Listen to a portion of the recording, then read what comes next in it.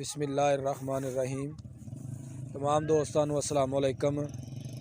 तुसीं वेख रहे हो मेरा यूट्यूब चैनल अपना पंजाबी व्लॉग ते मैं तुहाडा दोस्त मोहम्मद सुल्तान तुहाडी खिदमत दे विच हाज़र हाँ।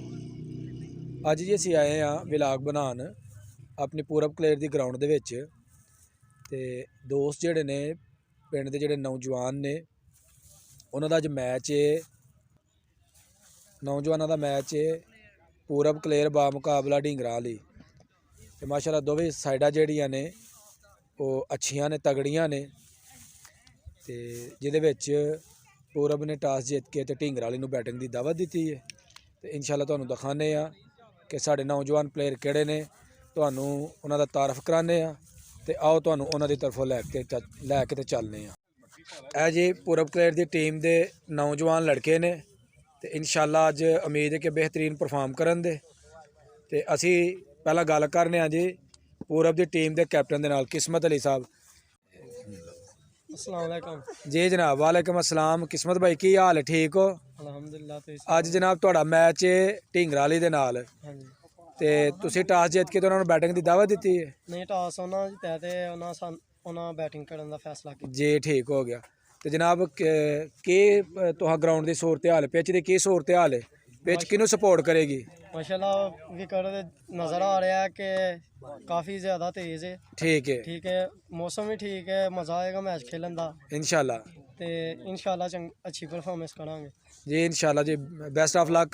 ते जनाब तुहाडे मेन बॉलर जिहड़े ने किहड़े ने उन्हां दा जरा तारफ करवाओ। राहुल सिंह साहब वो जरा जिहड़े ने लेट ने।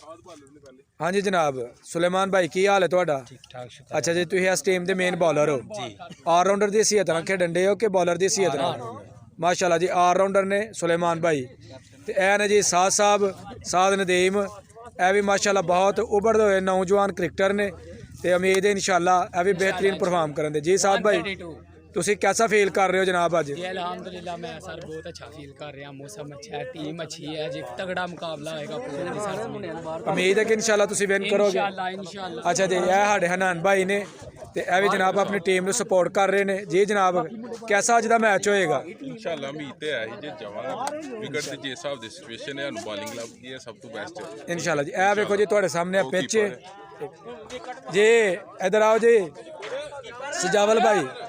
ए जनाब साडी टीम दे जिहड़े ने पूरब दी टीम दे ए कीपर ने जनाब ते बेहतरीन कारकर्दगी इन्हां दी अच्छी अपना गेम करदे ने। जी सजावल भाई जी सर की महसूस करदे हो जनाब तुसीं अज दे मैच दे बारे च की कारकर्दगी होएगी? जी इंशाल्लाह अल्लाह ताला दे हुक्म दे नाल जित्तांगे मैच।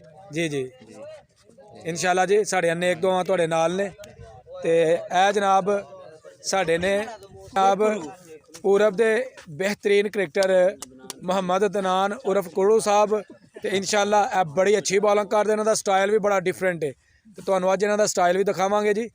जी जनाब मोहम्मद अदनान साहब कैसी तुहाडी अज परफॉर्मेंस? जी अल्हम्दुलिल्लाह बहुत अच्छी रही। ते उम्मीद है कि मैच तुसीं विन करोगे इंशाल्लाह जी। कह रहे हैं जी बड़ी उम्मीद है जी। कलीम साहब ए जनाब हालिया जी मोहम्मद कलीम साहब जी हालिया अपना दुबई दे विच मुकीम ने ते अपनी टीम नूं सपोर्ट करने वास्ते दुबई तो जनाब अज ग्राउंड दे विच आए ने। कलीम भाई टीम पूरा विन करेगी मैच। तुहानूं उम्मीद है कि तुहाडी टीम बैलेंस है और अच्छा परफॉर्म करेगी? अच्छा परफॉर्म करेगी इंशाल्लाह। जी जनाब ए सारे टीम के दीगर प्लेयर है। मोहसन लेफ्टी साहब ने जनाब।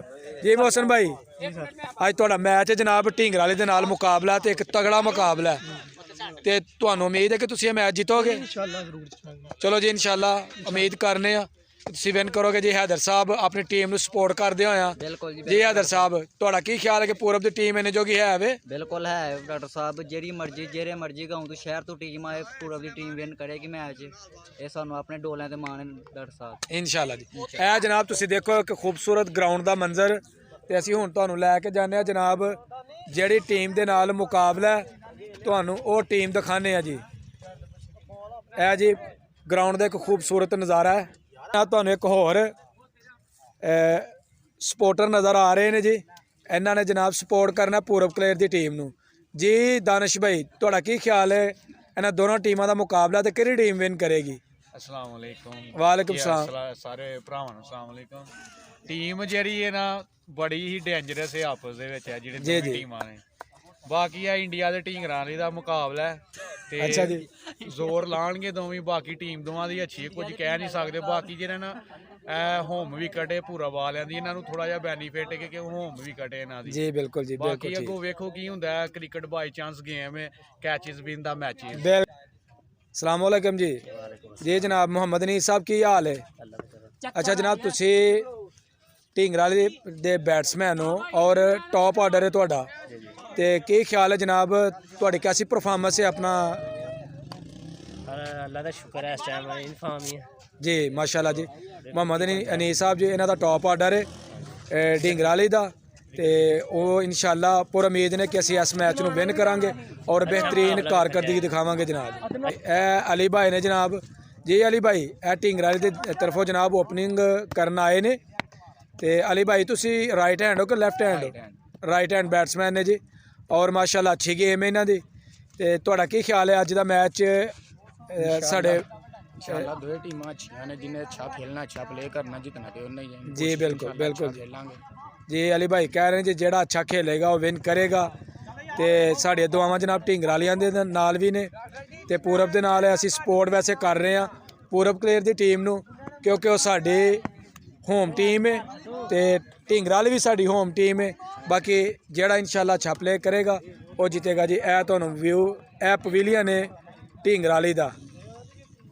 ਤੇ ਇਨਸ਼ਾਅੱਲਾ तमाम दोस्त ਜਿਹੜੇ ਮੈਨੂੰ YouTube ਤੇ ਦੇਖ ਰਹੇ ਨੇ ਉਹ ਮੇਰੇ ਚੈਨਲ ਨੂੰ ਸਬਸਕ੍ਰਾਈਬ ਕਰ ਦਿਓ ਆਪਣਾ ਪੰਜਾਬੀ ਵਲੌਗ ਨੂੰ, ਤੇ ਜਿਹੜੇ ਮੈਨੂੰ Facebook ਤੇ ਵੇਖ ਰਹੇ ਨੇ ਉਹ ਲਾਈਕ ਫਾਲੋ ਜ਼ਰੂਰ ਕਰਨ।